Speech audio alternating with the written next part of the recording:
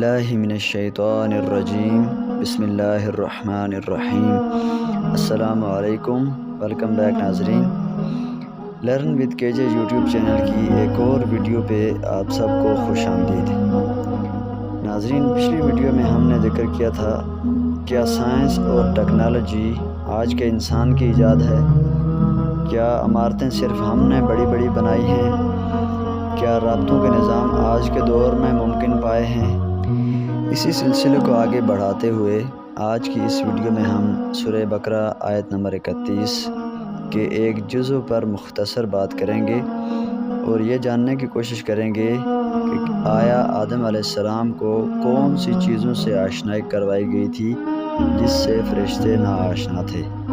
کیا وہ جنت کی آسائشیں، جنت کے پھل پودے، جنت کی حوریں اور اس سے ملتی جلتی چیزیں، کیا ان کی اسماء تھے یعنی کہ ان کے نام تھے، یا پھر وہ کوئی ایسی چیزوں کے نام تھے جو ابھی وجود میں آنی تھی، یعنی آدم علیہ السلام اور ابن آدم نے تخلیق کرنی تھی؟ ناظرین، ہم سب کا ایمان ہے کہ اللہ تعالی خالق کل کائنات ہے اور وہ سبحان ہے، یعنی کہ اس کا کوئی بھی قول یا فعل حکمت سے خالی نہیں، اور نہ ہی اللہ کے کسی قول یا فعل میں کوئی کھوٹ پائی جا سکتی ہے۔ وہ احسن الخالقین ہے۔ تو اس سے صاف ظاہر ہوتا ہے وَعَلَّمَ آدَمَ الْأَسْمَاءَ كُلَّهَا، یعنی کہ ہم نے آدم کو تمام چیزوں کے نام سکھائے۔ یہاں تمام سے مراد جو رب نے تخلیق کیا وہ تو پہلے سے موجود تھا، یعنی کہ فرشتوں کو وہ سب معلوم تھا، تبھی تو وہ ڈیوٹیاں سر انجام دے رہے تھے، اور ظاہر ہے ہر ایک کام کرنے پہ فرشتے مامور ہیں۔ جیسا کہ ہمیں یہ سکھایا گیا ہے کہ بارش کے الگ فرشتے ہیں، ماں کے رحم میں بچے کی نشو و نما کرنے والے الگ فرشتے ہیں، اس کی صورت بنانے والے الگ فرشتے ہیں، موت والے الگ ہیں، اور اسی طرح کوئی رکوع میں ہے، کوئی سجدے میں ہے، کوئی قیام کی حالت میں ہے۔ یہاں یہ تو بالکل نہیں کہا جا سکتا کہ جو سب کچھ پہلے سے موجود تھا، یعنی کہ جو کچھ بھی موجود تھا ان سب پر فرشتوں کی ہی تو ڈیوٹیاں لگی ہوئی تھی، وہ سب کام کرنے والے فرشتے ہی تھے۔ تو یہاں رب تعالیٰ کا فرمان سامنے رکھ کے افلا یتدبرون القرآن، آپ قرآن پہ غور و فکر نہیں کرتے؟ ام علی قلوب اقفالها، کیا آپ کے دلوں پر تالے پڑے ہوئے ہیں؟ تو ایک صاحب بصیرت یہ سوچنے پر ضرور مجبور ہو جاتا ہے کہ وہ کون سی چیزیں تھیں جن کے نام فرشتے نہیں بتا سکے اور آدم علیہ السلام نے بتا دیے۔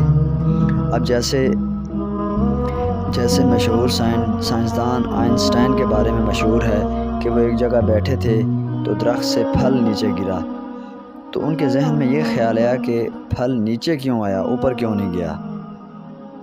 تو ان کی اس سوچ کی وجہ سے، اس کیوریاسٹی کی وجہ سے ہمیں گریوٹی سے آشنائی ہوئی۔ ہمیں پتہ چلا کہ زمین کے اندر ایک قوت ہے جسے کشش ثقل کہتے ہیں، وہ چیزوں کو اپنی طرف کھینچنے کی صلاحیت رکھتی ہے۔ تو اللہ تعالیٰ کی اس نشانی کے آنے کے بعد، یعنی کہ اس آیت کے آنے کے بعد، اہل عقل نے یہی سوچا وہ کیا تھا جو فرشتے نہیں بتا سکے؟ تو ناظرین، یقیناً وہ کچھ ایسا ہی تھا جس کے بارے میں اللہ تعالیٰ بڑی ذمہ داری سے کہہ رہا ہے وَعَلَّمَ آدَمَ الْأَسْمَاءَ كُلَّهَا، اور علم دیا ہم نے آدم کو نام تمام چیزوں کے۔ تو وہ تمام چیزیں کون سے تھیں؟ وہ یقیناً اس وقت جنت میں موجود پھل پودے، درخت یا دیگر فرشتے، یا جنت میں موجود حوریں، جو بھی چیزیں تھیں وہ تو نہیں تھیں۔ تو سوال پیدا ہوتا ہے وہ کون سی چیزیں تھیں؟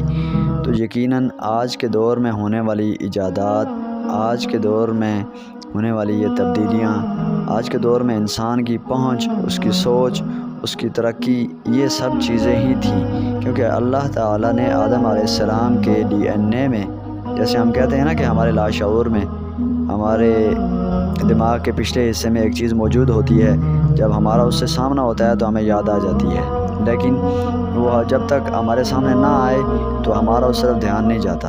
تو ایسے ہی آدم علیہ السلام کے لاشعور میں یہ سب کچھ رکھ دیا گیا تھا۔ جیسے جیسے آدم کو ضرورت پڑتی گئی، وقت کے ساتھ ساتھ وہ ان چیزوں کو ایجاد کرتا گیا، وہ ان ضرورتوں کو پورا کرتا گیا۔ تو یقیناً آدم علیہ السلام کو ان تمام چیزوں کے نام پہلے سے بتائے جا چکے تھے، پھر ابن آدم کے اندر وہ چیزیں موجود تھیں۔ تو جیسے اس کو ضرورت محسوس ہوئی اس نے جہاز بنا دیا، اس کو ضرورت محسوس ہوئی اس نے ٹرین بنا دی، ضرورت محسوس ہوئی موبائل آ گیا، کمپیوٹر آ گیا۔ دنیا میں جتنی بھی چیزیں، جتنی بھی ایجادات ہوئی ہیں وہ ضرورت کے ساتھ ساتھ انسان نے کر دی۔ لیکن ہمارا سوال یہ نہیں تھا ہرگز کہ علم آدم الاسماء سے مراد کیا ہے۔ ہاں، یہ جاننا ضروری تھا، لیکن کیا یہ سب آج کا انسان ہی کرنے کے قابل ہوا ہے؟ آج کا انسان ہی یہ سب کرنے میں کامیاب ہوا ہے، یا ابن آدم اس سے پہلے بھی یہ کر چکا ہے؟ ہم سے پہلے کی جو قومیں گزری ہیں ان کے بارے میں اللہ تعالیٰ نے فرمایا ہے کہ وہ ہم سے زیادہ طاقتور تھے، صحت میں ہم سے زیادہ مضبوط تھے، قد بت میں ہم سے زیادہ اونچے تھے، دماغی لحاظ سے ہم سے بہت زیادہ وہ ذہین تھے۔ لیکن کیا ہم یہاں پہ یہ کہہ سکتے ہیں کہ ترقی میں وہ ہم سے بہت پیچھے تھے؟ وہ اتنے ترقی پذیر نہیں تھے جتنے آج ہم ہو چکے ہیں اس دور میں؟ تو اس سوال کا جواب جاننا انتہائی ضروری ہے۔ تو انشاءاللہ اس سوال کا جواب ہم اپنی اگلی ویڈیو میں انشاءاللہ تفصیل سے دیں گے۔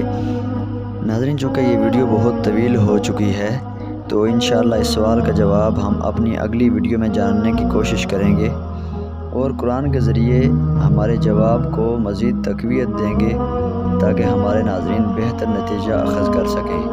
تو چلیے ملتے ہیں ایک نئی ویڈیو میں، تب تک کے لیے اپنا اور اپنے گھر والوں کا ڈھیر سارا خیال رکھیے گا۔ والسلام فی امان اللہ۔